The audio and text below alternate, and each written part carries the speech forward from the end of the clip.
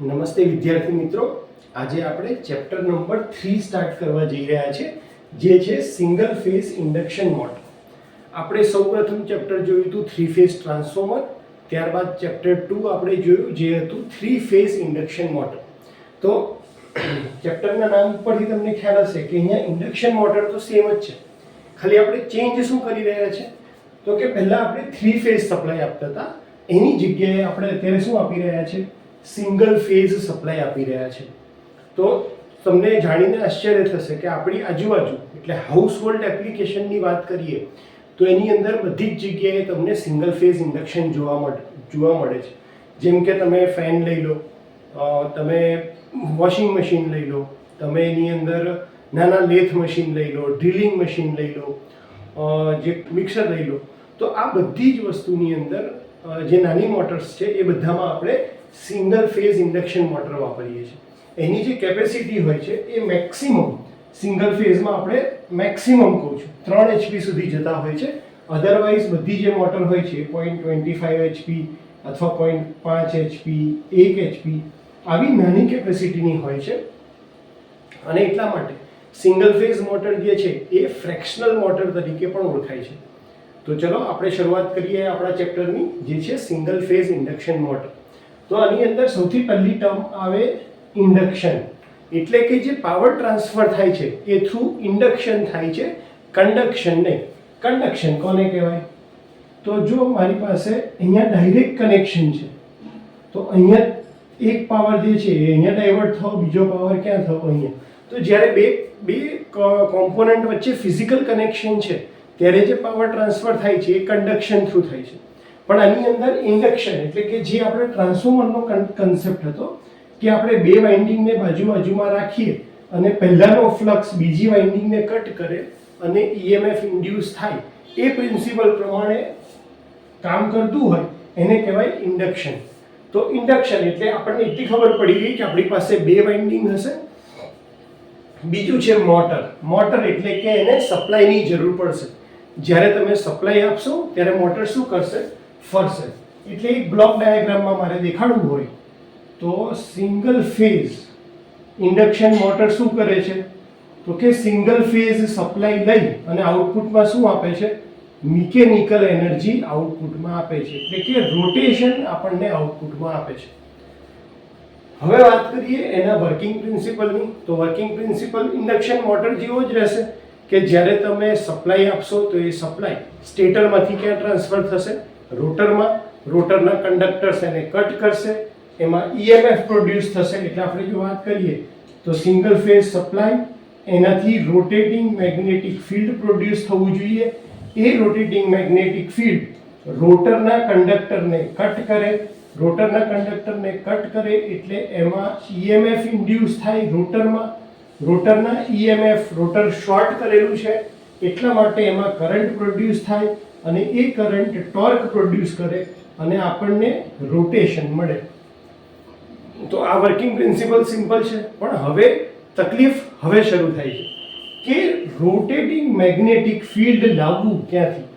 3 phase સપ્લાયમાં જો તમને યાદ હોય તો આપણે પ્રૂફ કર્યું હતું કે 3 ફેઝ સપ્લાય આપીએ તો આપણને રોટેટિંગ મેગ્નેટિક ફિલ્ડ મળે છે અને એનું મેગ્નિટ્યુડ કેટલું હોય છે તો કે 1.5 3/2 ટાઈમ્સ 5m, એટલે કે 1.5 ગણું ફ્લક્સની મેક્સિમમ વેલ્યુના 1.5 ગણી એની વેલ્યુ હોય અને રોટેટ થતું હોય.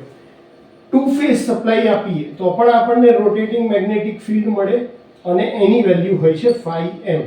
પણ સિંગલ ફેઝ સપ્લાય કોઈ દિવસ રોટેટિંગ મેગ્નેટિક ફિલ્ડ પ્રોડ્યુસ કરી શકે નહીં. અને તકલીફ એ છે કે આપણે જો EMF જનરેટ કરાવવો હોય રોટરમાં તો કમ્પલસરી આપણને શું જોઈએ? કોઈ પણ એક વસ્તુ રોટેટિંગ જોઈએ. EMF જનરેટ કરાવવા માટે બે વસ્તુ પહેલા તો ખાસ જોઈએ, એક છે કંડક્ટર અને એક મેગ્નેટિક ફિલ્ડ. આ બેમાંથી કોઈ પણ એક વસ્તુ રોટેટ થતી હોવી જોઈએ. હવે કંડક્ટર તો બાય નેચરલી રોટેટ નહીં થાય, કારણ કે આપણે રોટેટ કરાવવાના છે તો આપણું આઉટપુટ છે મિકેનિકલ એનર્જી. તો કંડક્ટર તો રોટેટ નથી થવાના, ઓબ્વિયસલી છે. બીજું છે મેગ્નેટિક ફિલ્ડ. હવે સિંગલ ફેઝ સપ્લાય આપવાથી રોટેટિંગ મેગ્નેટિક ફિલ્ડ પણ પ્રોડ્યુસ નહીં થાય તો મોટર શું થયા કરશે? મોટર તો સ્ટેડી રહેશે. આપણે જોઈએ છે કે આપણી મોટર રોટેટ થવી જોઈએ, અને એટલા માટે આપણે એવું કોઈ પ્રોવિઝન કરવું પડે કે જેનાથી સિંગલ ફેઝ સપ્લાયથી જે મેગ્નેટિક ફિલ્ડ પ્રોડ્યુસ થાય છે એ કેવું બનાવવું પડે, આપણે રોટેટિંગ મેગ્નેટિક ફિલ્ડ બનાવવું પડે. કારણ કે જો રોટેટિંગ મેગ્નેટિક ફિલ્ડ નહીં હોય તો આ તમારો પ્રિન્સિપલ અહીંયાથી જ અટકી જશે. કારણ કે રોટેટિંગ મેગ્નેટિક ફિલ્ડ પ્રોડ્યુસ નહીં થાય તો સપ્લાય રોટર કંડક્ટરમાં જશે નહીં, ત્યાં EMF ને કટ નહીં કરે, EMF પ્રોડ્યુસ નહીં થાય તો કરંટ નહીં આવે, તો ટોર્ક આવવાનો નથી. અને એટલા માટે સિંગલ ફેઝ સપ્લાય મોટર જે છે એ સેલ્ફ સ્ટાર્ટિંગ મોટર નથી કહેવાતી, કારણ કે single phase supply rotating magnetic field produce કરી શકતો નથી. અને એટલા માટે તમારે કોઈક એવી અરેન્જમેન્ટ કરવી પડે આ સપ્લાયથી કે જેથી સિંગલ ફેઝ સપ્લાય શેમાં કન્વર્ટ થઈ જાય, ટુ ફેઝમાં કન્વર્ટ થઈ જાય, અથવા તમને બે કરંટ એવા મળે કે જે અલગ અલગ એંગલ ઉપર હોય. જો આ બે કરંટ મળે તો જ તમે રોટેટિંગ મેગ્નેટિક ફિલ્ડ બનાવી શકશો. વાત કરીએ ટાઈપ્સ ઓફ મોટર્સની, તો કઈ કઈ ટાઈપની સિંગલ ફેઝ ઇન્ડક્શન મોટર આવે છે. તો પહેલી છે શેડેડ પોલ મોટર, બીજી આવે છે resistance start induction run,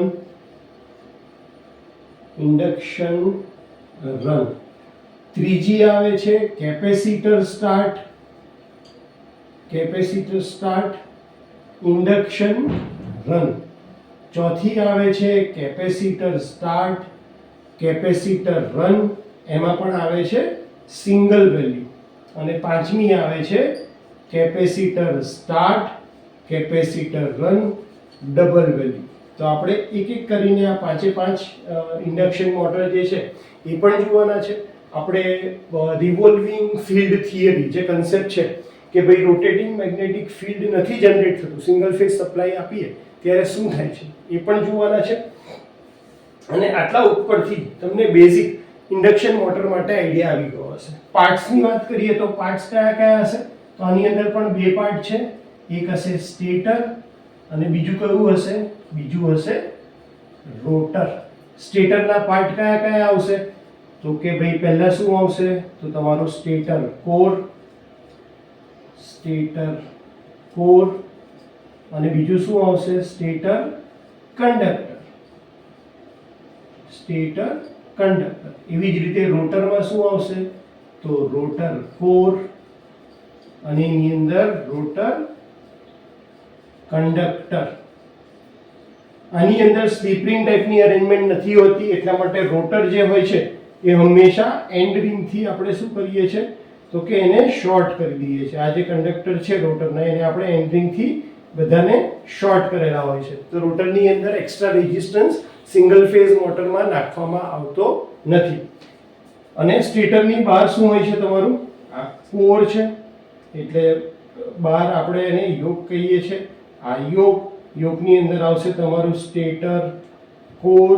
stator કોરમાં slot પડેલા હોય એટલે સ્ટેટર કંડક્ટર, અહીંયા રોટર કંડક્ટર્સ અને શાફ્ટ. તો આટલી વસ્તુનું તમારું સિંગલ ફેઝ ઇન્ડક્શન મોટર બનેલી હોય છે. સિંગલ ફેઝ ઇન્ડક્શન મોટરમાં આપણે ટુ ફેઝ સપ્લાય કરવા માટે બે વાઇન્ડિંગનો યુઝ કરતા હોય છે. એક છે સ્ટાર્ટિંગ વાઇન્ડિંગ અને રનિંગ વાઇન્ડિંગ.